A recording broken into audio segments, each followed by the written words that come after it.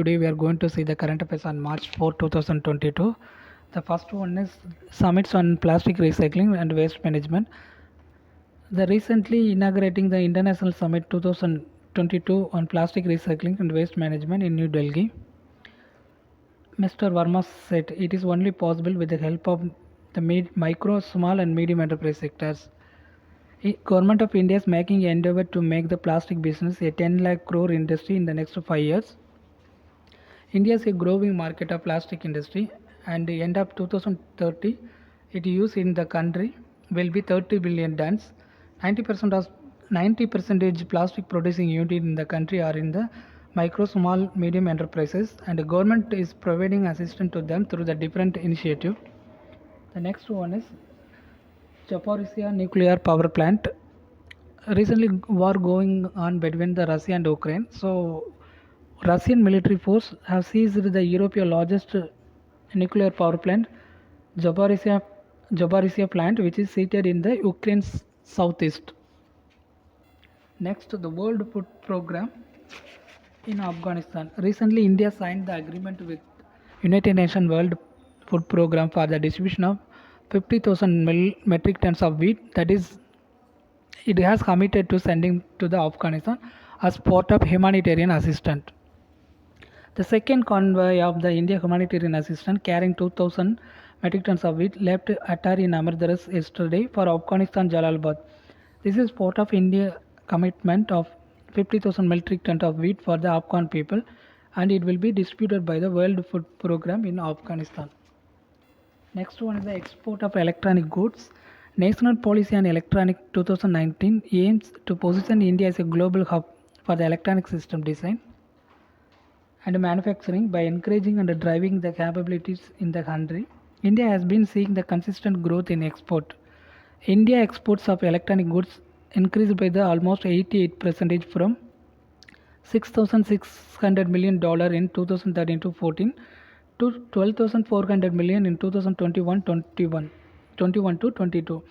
The mobile phone, IT hardware, consumer electronics, industrial electronics, and auto electronics are the key exports in this sector. Next one is the modernization plan for the government has approved the scheme modernization plan for the Central Armed Police Force. The modernization plan 4 will run from February 1, 2022, the March 31, 2026. Next, Kavach technology. It is an indigenously developed automatic train production system. It will be deployed across the entire rail network, beginning with 2,000 km in the 2022-23, and it will be rolled out in 4,000 to 5,000 km every subsequent year. Said by Railway Minister.